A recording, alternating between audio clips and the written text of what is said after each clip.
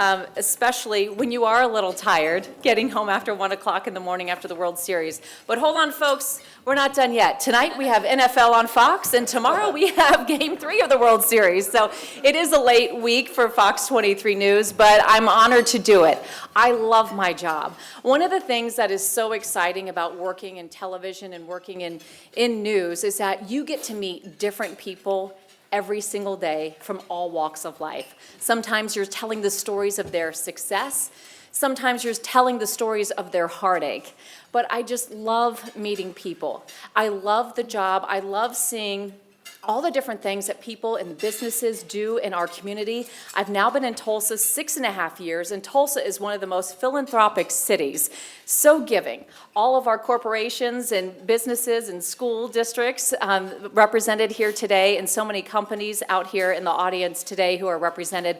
So many of you sponsor different community events. I see your names everywhere, and I thank you so much for being woven in the fabric of this community in such a great way that people are proud to say, I'm from Tulsa, Oklahoma. Now, after 6.5 years, we call Tulsa home too. We love it. So it is my honor and privilege to be here with you today, and I have an amazing panel I'd like to introduce you to. First, Mr. Carlos Conerly. He is with Linde Engineering North America. He's the president of the Natural Gas Division. He has 38 years in the natural gas business, and he's been in Tulsa since 1985. So give it up for Carlos.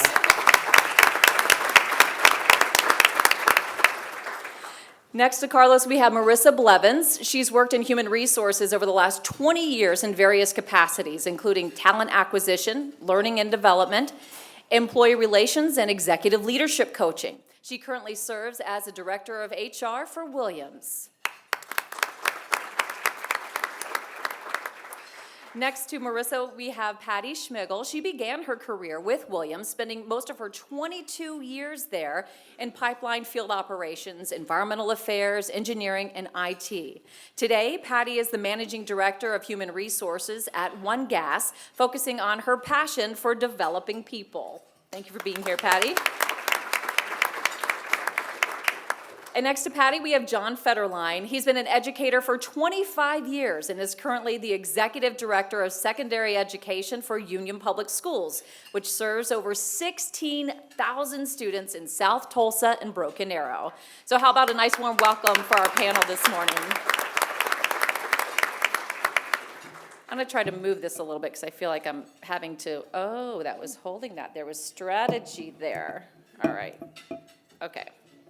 I just feel like I'm leaning over this a little too much. Okay, so one of the things that brought us here today is, of course, the topic of ethics, and one of the main focuses today is the characteristics of a hard worker.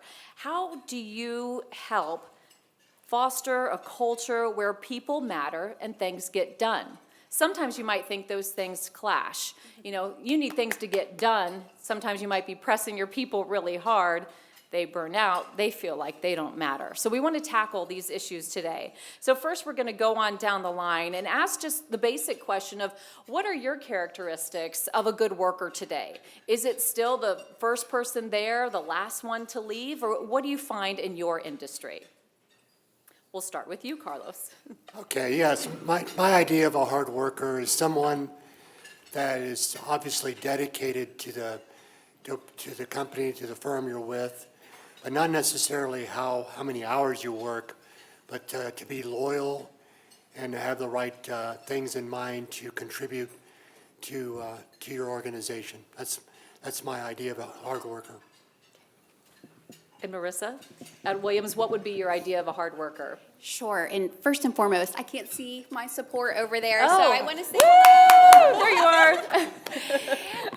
So great question. I think this is a big one as well. I think there's a lot of different definitions of a hard worker. I would challenge that, and I appreciated your earlier statement of is it 9 to 5 or 8 to 5, and I would say it's not. So hours don't necessarily equal productivity or results. I would say a hard worker is one who focuses on a goal, has a collaborative mindset to work towards that, knows when to admit mistakes, knows when to pivot and take a different direction, and ultimately is a team player to help push that team forward towards the goal. I think it's hard at times to say this isn't the direction we need to go, and maybe call it when it needs to be called. And I think that also takes courage. So I think all of those attributes contribute to what I would define as a hard worker. Yeah, it can be hard. I remember being in a job where you just work tirelessly, never say no to an assignment, and still not getting the promotion. Right. So it's like, okay, there's something, I need to reevaluate this. What am I doing wrong? Am I not hitting the goal? Am I not hitting the mark? So sometimes it can be self-evaluation or having a conversation with your boss and your manager of like, where can we get back on the same page so that we're both seeing growth together? And Patti, what about you? How would you define a hard worker at One Gas? So I agree with how Marissa described it, but I think it even goes beyond productivity and just the end result. It's not just getting the right results, but it's getting them in the right way. So making sure that a good hard worker knows that the most important thing is sticking to your values, your ethics, the things that are really most important in the long run are really going to be what makes your organization strong. So I think it's thinking more about the way people do their job and being really clear with them that those are the most important things. We can get results and ultimately still harm ourselves. If we stick with doing it the right way, we may miss on the results from time to time, but we can usually correct those.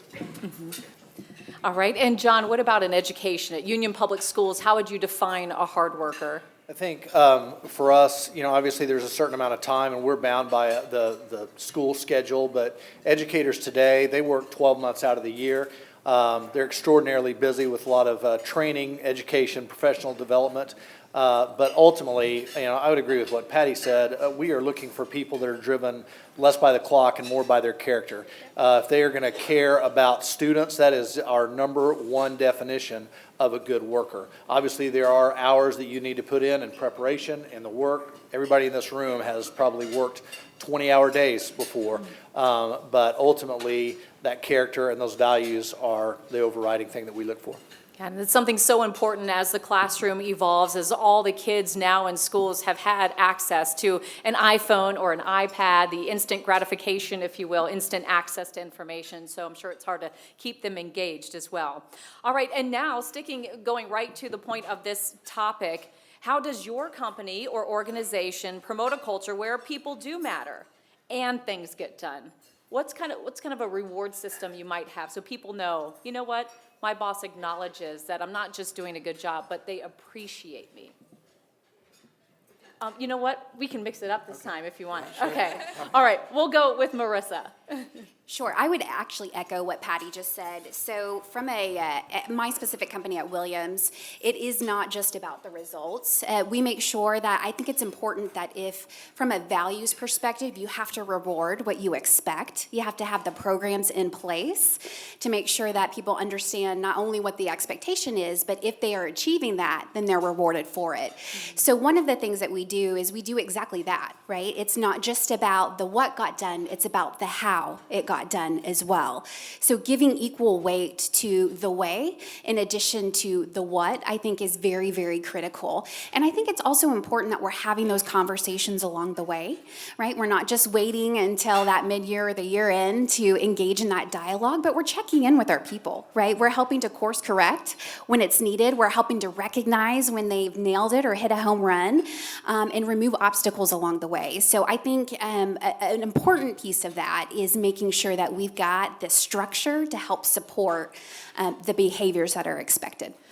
Is there any type of reward system, or do you guys do prizes or employee of the month? Is there a prime parking spot or anything like that, or is it more kind of shout out in the recognition in front of others? Yeah, I would say ours is absolutely tied to compensation. We have a variety of ways, all the way to the yearly end bonus. But I would also say we have spot awards, which is what we call just recognition with money tied to it along the way. So I think it's important that we're recognizing in all different manners, whether it be compensation related or whether it just be verbal portal or via email or text, and you mentioned technology, take use of that technology, right? And recognizing the way our employees want to be recognized, because that's not a one-size-fits-all, right? Every individual is different. Some people like to be recognized very publicly.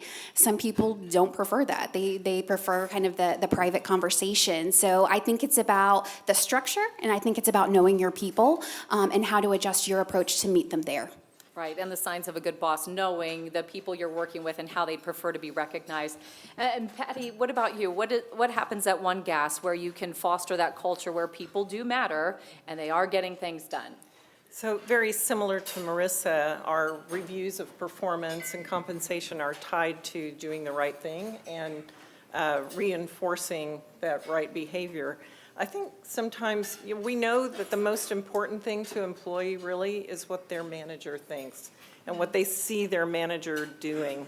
So I think one thing that we do well is make it very clear the things that are most important, and then look for our leaders in particular to reinforce that. And sometimes doing really demonstrative things make a real point. So for example, safety is one of our top core values. So we focus a lot on safety in the industry we're in. And we tell employees, you can shut down a job if you believe that it's unsafe. Your job is to look out for others, yourself and others.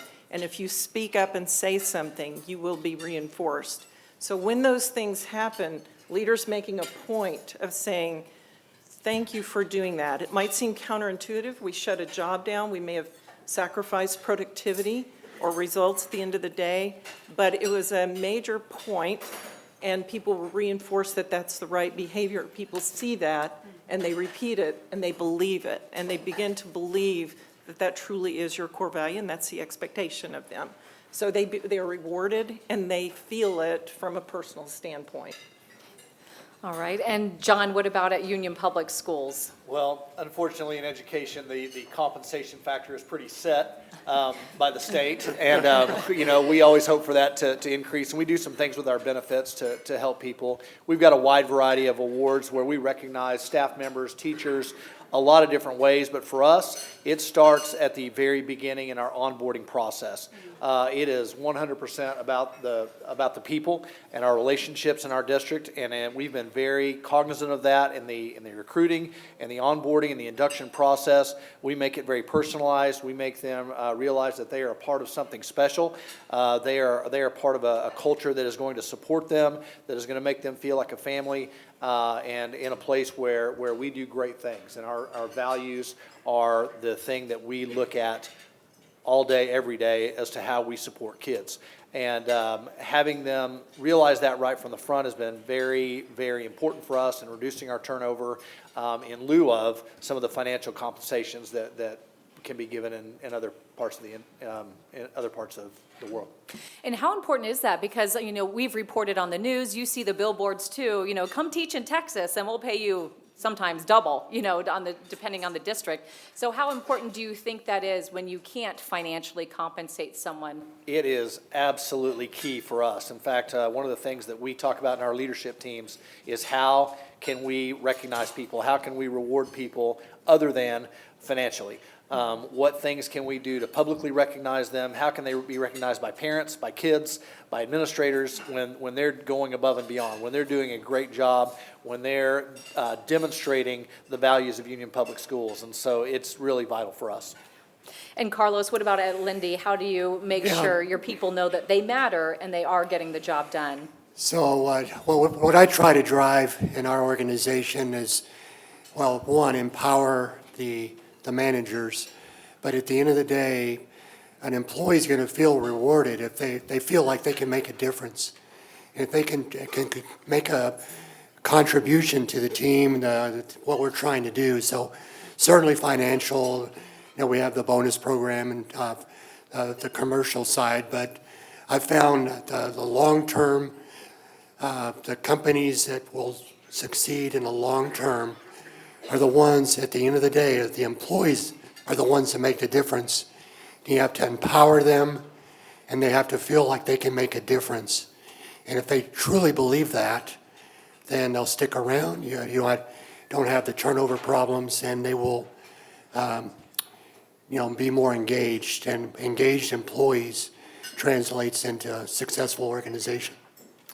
I just want to know if you gave them free Oktoberfest tickets and beer tickets. We did. We had, this year we had more tickets, and we actually had a family day. Okay, good. So we had a family day, and it was fun. We did have a lot of fun this year at the Oktoberfest, but we did hand out, Tanya was very, and the group was very generous this year, and we got more tickets than normal, but that was a way we could give back. Well, I know it helps. At Cox Media Group, which owns Fox 23 and several radio stations here in town, we have monthly meetings for the entire media group. It's not just news department meetings. And we'll recognize when sales representatives, hit or exceed their goals. And we'll show upcoming promos for news special stories. Or we'll have Employee of the Month and give shout outs when employees go above and beyond. They're staying late for breaking news. They're going out of their way to accomplish so much of our team goals. So it does make a difference when you have some of those goodies too. We have a fun committee as well. So we'll get to that a little bit later because I want to ask you about some fun things you do at work as well.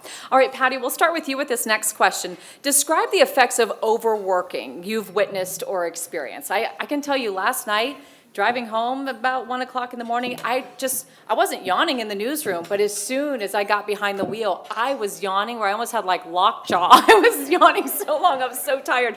And it's like, come on, it's only a 20-minute drive. You got this, you can do this, come on. And that's just driving home. Yes, of course, that's my own safety and the safety of anyone else who may have been on the road that late. But at work, it's very important if someone is too tired. So tell me about the effects of overworking and that you've witnessed or experienced. Yeah, so especially in our company, the idea of overwork to the point that it would impact how you're doing your job, doing it safely or productively, is just hugely important. And you can all think of industries that are like this. Airlines and others have fatigue guidelines, and so do we, where we make sure that we set some standards about how long people can work. We make sure we monitor and watch and make sure that people take breaks so they can be safe and productive.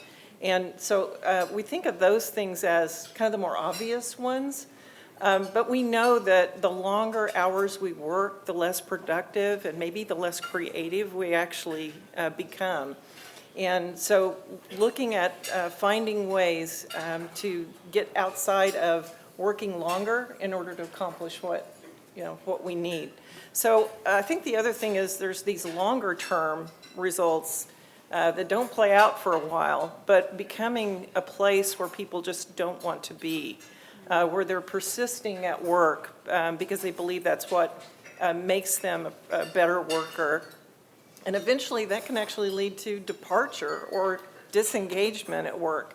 So we think of those more dramatic short-term things, and really it's those longer-term things that end up making it more and more harmful to the organization. All right, and John, we kind of talked about this at our lunch table too, but I'd love for you to share with our audience today some of the effects of overworking you've experienced, whether it be teachers or young coaches. Sure, we have, a lot of young teachers and young coaches that have aspirations to move on, and sometimes they think that means putting in a tremendous number of long hours. We have, football coaches, obviously, that they'll watch film till 2 and 3 in the morning, and I'm over athletics as well, and we make it a real point to say, this is important, but your families are important too. Don't spend so much time with the kids on this team that you start to neglect your own kids, because that's the most important thing. We know through research and just our own anecdotal evidence that people who are family-oriented and stable in their personal lives make great employees. And oftentimes if people don't have that stability, their performance will start to slip a little bit. And so we want to encourage those values. We want to encourage them to take the time that they need to make sure everything's great with their family as well. And Carlos, what have you seen at Lindy have you seen any effects of people who are overworked? Well, yeah, certainly probably the key thing we focus on is the safety. We have employees out in construction sites and job sites, so that's number one for us is that we watch that closely on working too many hours, because It's just a safety factor. It's a proven fact that a lot of accidents happen when employees are fatigued. So that's a priority for us. But then there's more to it than that. When you start overworking, I know I've been in the manufacturing business and construction, and in my former life, we've done studies on productivity. And if you start working employees so much, their productivity is going to drop to the point where you're better off, giving some time off, because even if it's you're trying to get the work done, you're overworking your employees and productivity goes down. Now, clearly that's on the construction side, manufacturing, but that can be applied to the professional side as well. Professional folks, engineers, they're fatigued. They start making bad decisions. And it can be taking shortcuts. In the spirit of what we're meeting here in this luncheon is about ethical decisions. You can actually make a bad ethical decision because you're fatigued. So you start making bad decisions. So you got to really, as managers, you got to really watch that and make sure you have a system in place to control that you don't overwork your employees. Yeah. In so many of your industries, you've talked about safety, obviously being a number one priority and being a big aspect of making sure people aren't overworked so that they are making smart decisions and not putting lives at risk. I know we were talking about, in a newsroom, we don't use those older vans that you used to see with the masts that would go way up with the microwave signal, but there have been times in the past when people were so rushed to get to their deadline or their breaking news, or they had to switch spots because they couldn't get a signal there, that they've left the mast up, and it could either knock out power lines on a main street, or if those lines are live, depending on how it hits, people have been electrocuted. So, talk about ethical decisions and safety and being tired and being rushed. Sometimes lives are at risk. And just as a journalist, if you're tired and you're rushing around and you don't take the time to look something up, well, if we inaccurately report something or accuse someone of a crime or have a mistake of fact, they can sue us. And so it's, different consequences. That's not a life at risk, but, that's a hit to the bottom line and to your reputation. So that's a big deal for sure. All right, we are going to do a fourth question stretch, okay? So before we get to our fourth question, I think all your plates are clear. Let's go ahead and stand up real quick. I know sometimes listening right after lunch, you're like, it starts, we have such a great panel that we don't want anyone to feel like, oh my gosh, I'm so tired. I wish I could. All right, everyone reach up. Reach up. Yes, you're reaching for that next promotion. That's what you're doing here. You're reaching for that next promotion. All right, if you feel comfortable, I would say try to bend down and touch your toes. I know it seems silly, but when you haven't done that in a while, you realize how stiff your back is. I'm serious. I did think I'd pull a hammy up here on the panel. All right, so if you did that, you probably only did that for a second or two, but fine. When you get back to your office or, private space back at home, touch your toes or just hang in that position for 5 to 10 seconds. Count it out. I swear your back will be like, oh my goodness, you have not stretched me out in so long. Yes, so, all right. We're feeling good. We're stretched. Now this time, we are going to start this next question with John. How can ethical decision-making be impacted when the workload is increased and the proper rest is not taken? We kind of just hit on this when people are overworked, but you can just tell when that proper, I don't know if you have any examples, don't worry, we won't, do a news story on it or anything, but if you have some examples, of course, without naming names, where something has happened, where the decision-making was impacted, and you've seen when that workload was increased and people are just not getting the rest. Well, I would look at that through the lens of students.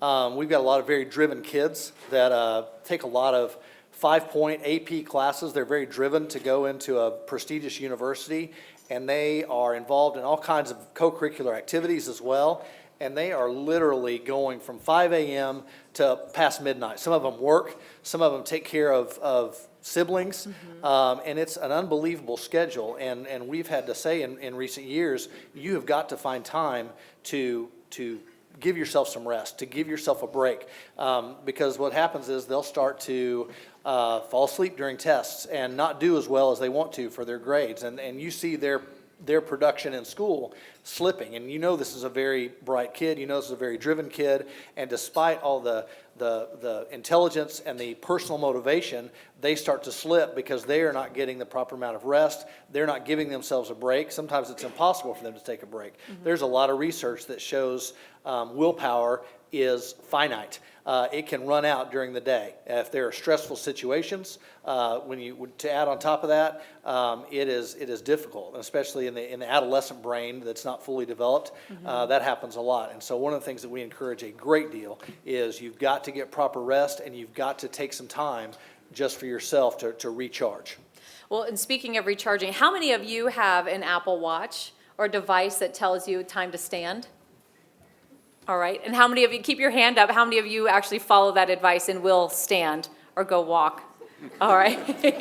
I know usually you're right in the middle of something, you're like, hold on, I'm almost there, I'll get there in just a minute. Well, I've also noticed our 5 and 6 p.m. producers are starting to do that every half hour to an hour, at least once an hour. They'll get up and at least walk a lap around the newsroom, or if it's nice outside, walk a lap in the parking lot. And it just refreshes your brain because you've been staring at a screen and sitting so long. And then I'll tell them to touch their toes. Okay. All right. So, Carlos, have you had some examples at Lindy where the workload has increased, the proper rest has not been taken, and that decision-making has been impacted? Yeah, certainly so. I mean, we're at Lindy Engineering, obviously, we're doing work for our companies, and we have, we take making our schedule very serious. So, we have an obligation to make. So it's a fine balance, and trying to fulfill your commitments and not overworking your employees. So what I've found that when it comes to an example I would use is the worst time when you start falling behind schedule, what's your recovery plan? What are you going to do?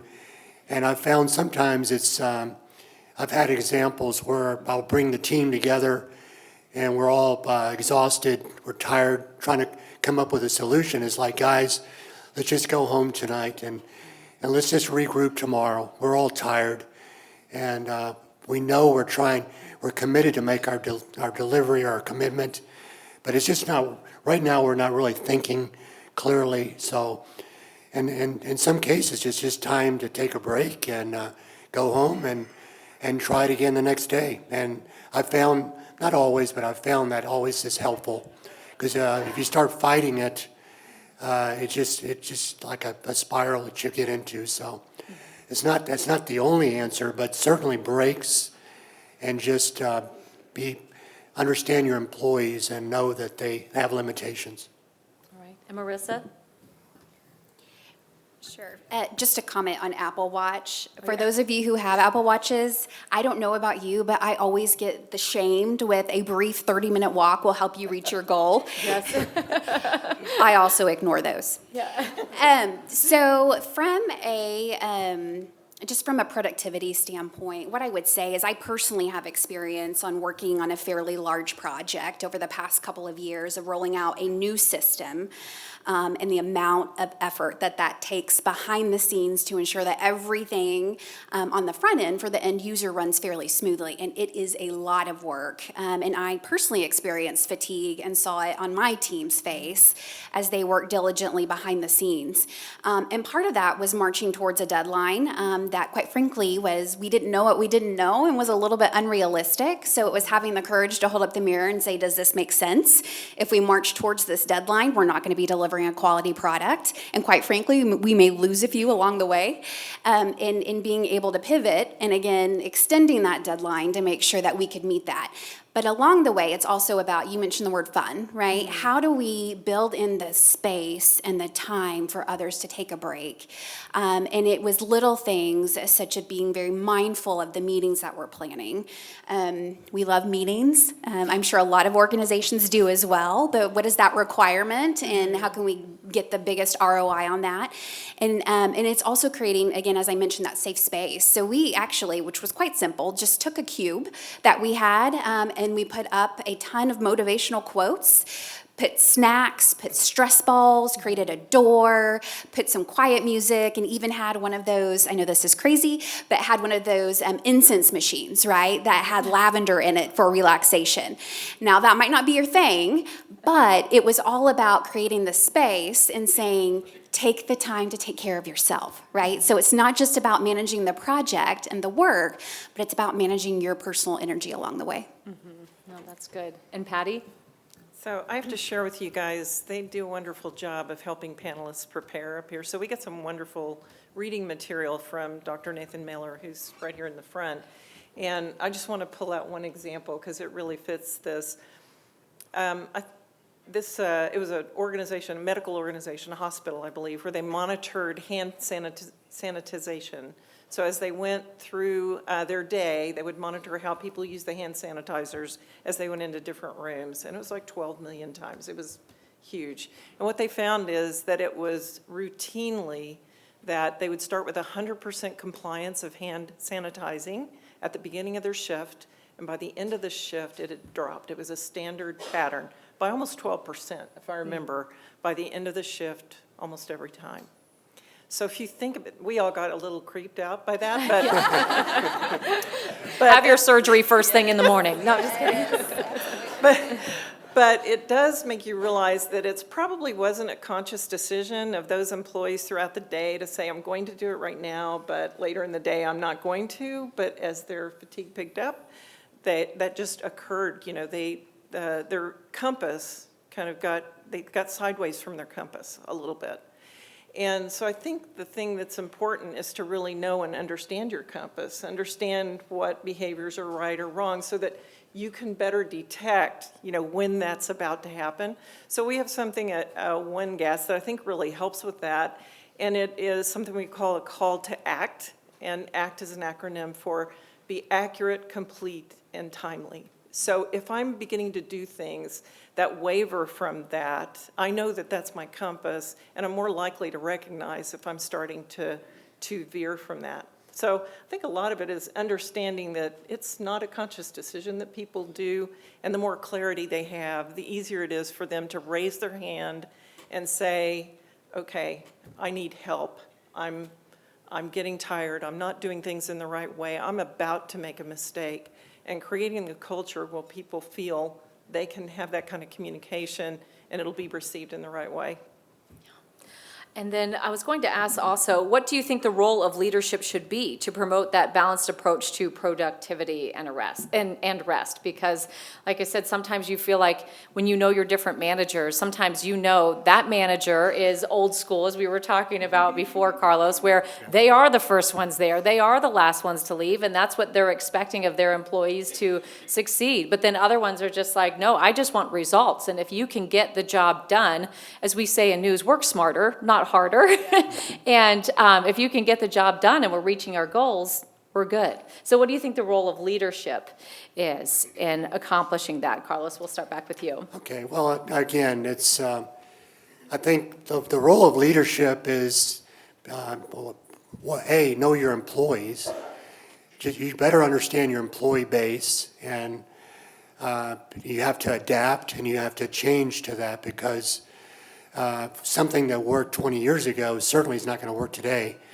And what I've found, especially the young engineers, folks that we're bringing in, they have a different way of getting things done, but they're clearly can get they're results oriented, and it's not the amount of hours necessarily doesn't translate into what they're accomplishing.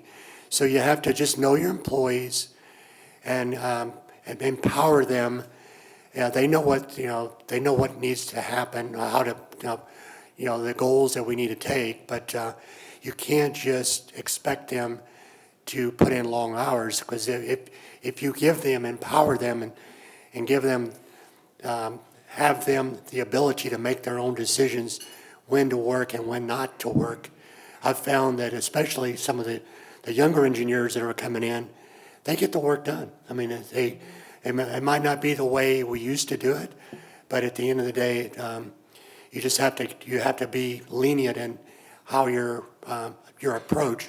And I know the life-work balance is super important in today's, where we're at today. I mean, it's I think if you're going to have engaged employees, you have to give them the ability to have a fair balance with work and life.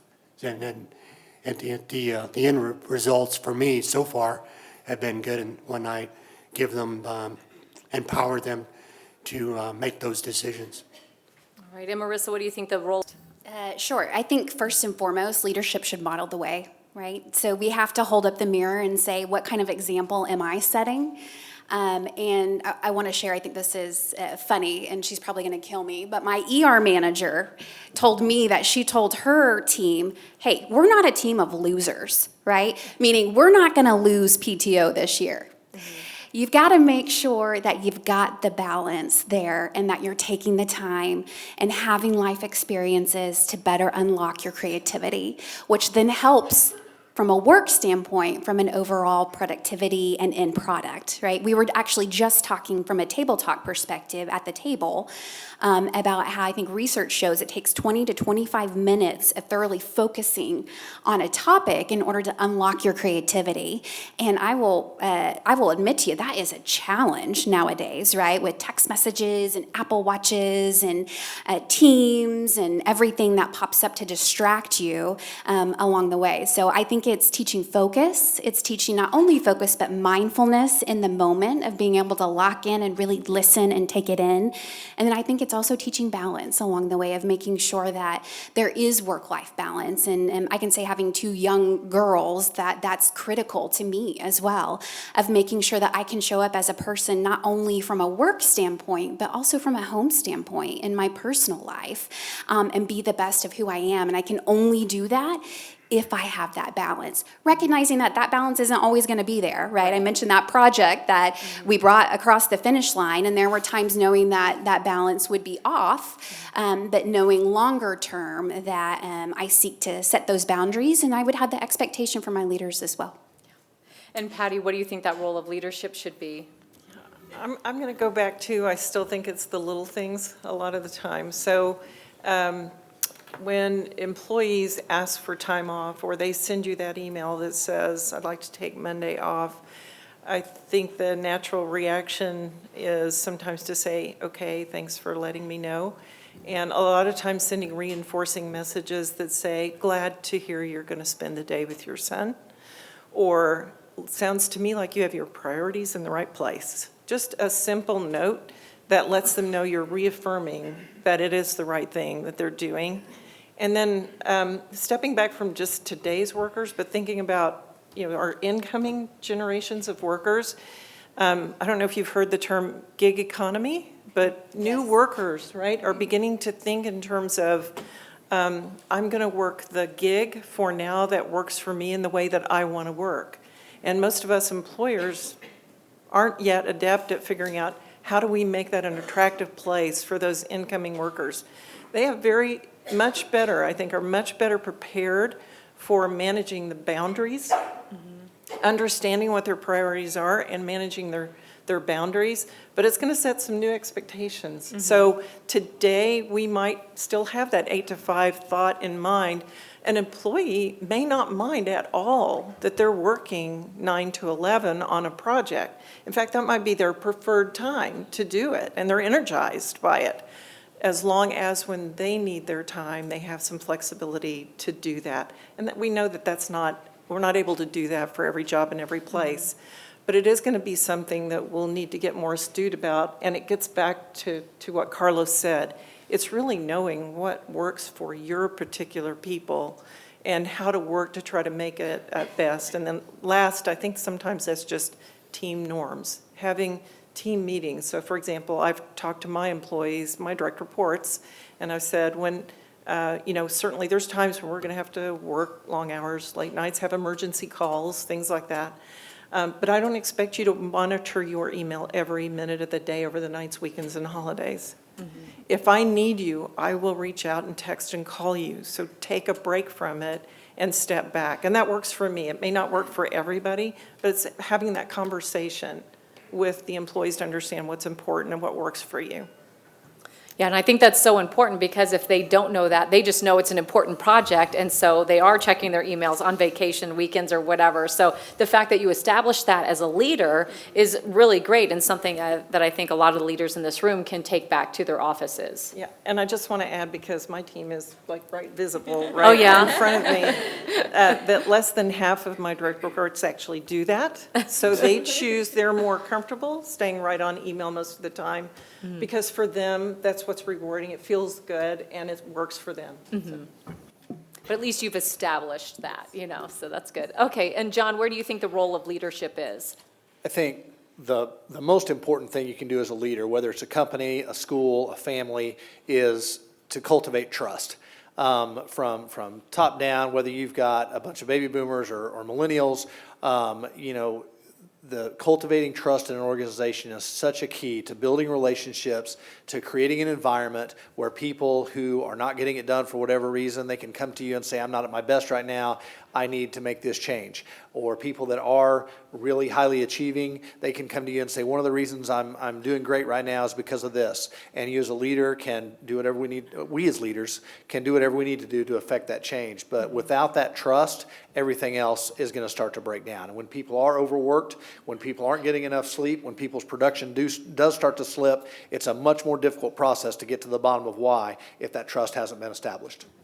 And Patti did bring this up in terms of texting and the emails and, and giving her team permission. Hey, don't check all these different resources to get the message. If I need you, I will contact you.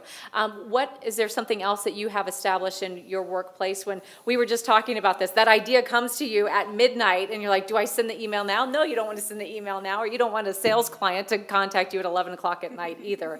So what other things do you establish either for yourself or for your team in telling them, don't check that email? Or I know in Union Public Schools, it's like, no, principal, superintendent, or whomever, you can't send it to your secretary teacher. There's also union rules, not just the union, the district.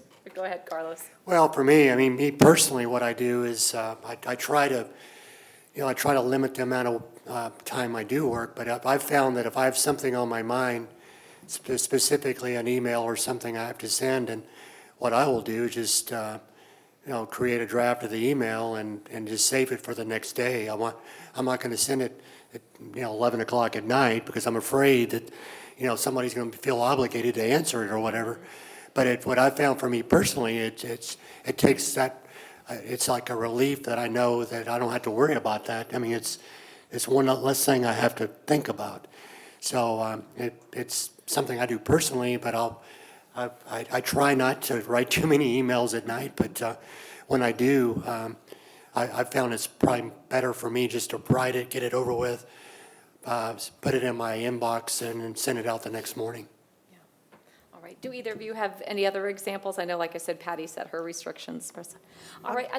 Go ahead, Patti. I'll give you one to avoid. So there in Microsoft Outlook, there is a feature that allows you to delayed time email. So it's like saving drafts. You can actually say, send this at 9 or whatever. Have any of you guys ever used that?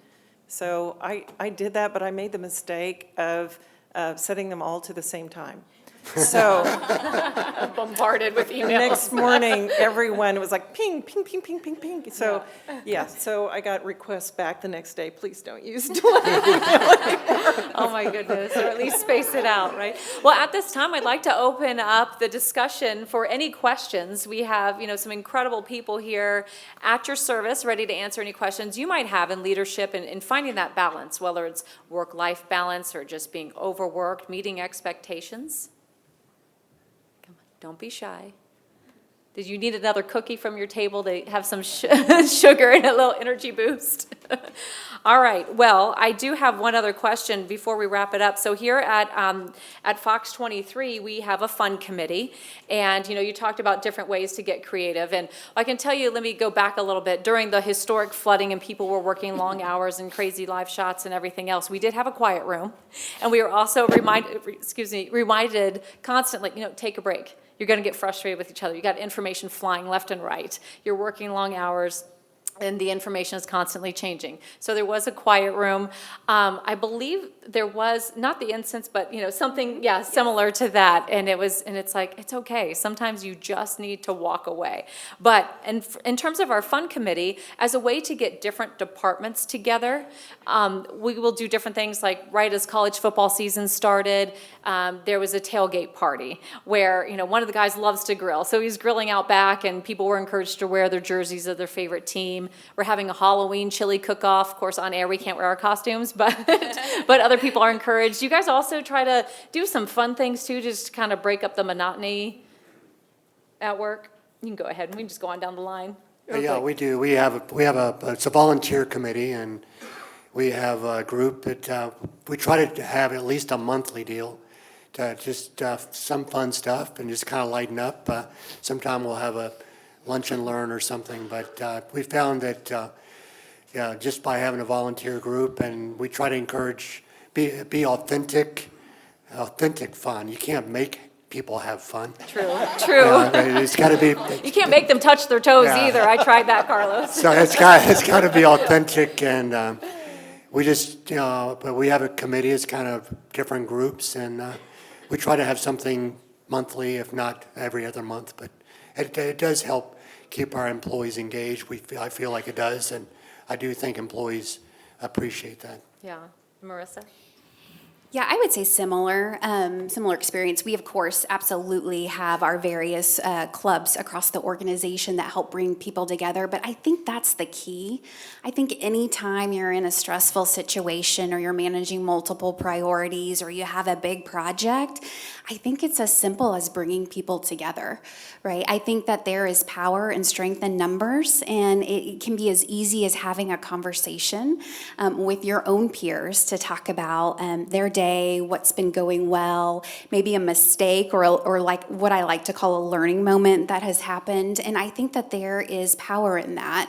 And I think that that brings fun in itself. So I think it's all about creating those moments, and that can come in many different ways, whether it be a Halloween costume contest or a potluck or going out and volunteering as a group within the community. I think that takes various shapes and forms, but I think it's about being very intentional about bringing people together. Yeah. And Patti? Yes, so I think it's boiling fun into just everyday things you're doing. So when I left this morning, we actually had a birthday party because it's the 5th anniversary of the Americans with Disabilities Act and the Veterans, the VEVRA Act. And we decided to have a celebration and a birthday party for that. So we served compliance donuts. That's fantastic. So, and we're right now are having a pumpkin carving contest, so allowing people to kind of do fun, creative things at work. And of course, we try to put a safety spin on that. But I think we do some of those things that are just creating the culture where people feel like they can do that on their own. So those things I just described are company endorsed kind of things. But let me give you a couple of examples. On the floor above me, there's an entire wall of people's pets. So pictures of, it's the wall of fame for people's pets with their names, so they get to know one another through their pets. And then another example is on my floor, we have this odd ESP thing going on where, for whatever reason, 2, 3, or 4 people will show up wearing almost exactly the same thing. We don't know why, but we're all kind of dressed. So we have a wall of pictures with people sharing similar outfits. And so, it's not anybody decided to do that. It was just a fun way to get to know one another and share and have a good time. Okay, I just have to add to that, because the dress I'm wearing, I think 5 other ladies at Fox 23 have the same dress. Yeah, Just try there not you to go. wear it on the same day. Not kidding. All right, and John, what are some things you do at Union for fun before we wrap up? I'm sure for everybody in this room, giving back to the community is a very high priority in your organization. And at Union, one of the things we're very proud of is we give back a lot to the United Way. And in the fall, we have, at every school site and at our administration building, we have a lot of fun activities where we do some fundraising, and we'll have cornhole tournament and an auction or a chili cook-off, defending third place champion, by the way. Good job. But it's very important for us to take some time out of the daily grind and not only do some good for the community, but also have a good time. Awesome. Well, thank you all so much for being here. Thank you for being on our panel today. Thank you all for coming. I know Travis has a question or wants to say something before we wrap up. Oh, You said, I like your comment about being losers. And not to lose any paid time off, but statistics tell us that the majority of people don't use all their paid time off. And I wonder why that is, if you guys can address it in any way. Because in Europe, they have many, many days compared to Americans, and we still don't use all of them. Thank you for that recognition, but I have to parlay it to, it wasn't actually my quote, I stole that, but I thought it was a good one because it resonates, right? Because I think, again, as part of the research that they gave us, I think they said in 2017, over half of Americans lost PTO hours. And again, we don't want to be losers. This is not a room of losers. We want to make sure that we're leveraging those. But I think it's a variety of things that we've talked about today. I think it's the pressures we put on ourselves. I think it's the technology that's now available. And I think it's a combination. I think it's not understanding what those expectations are and or setting your own expectations that are above and beyond.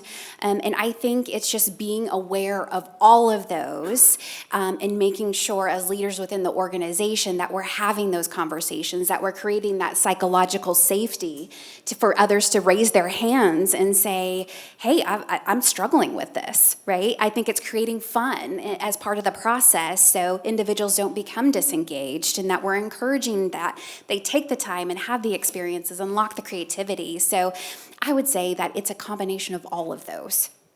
and what's interesting in your comment right there, it's the things that drive you to work harder, the deadline, the pressure, and the technology are the exact reasons why you need to take those PTO days and take that time off. Do we have any more questions before we wrap up today?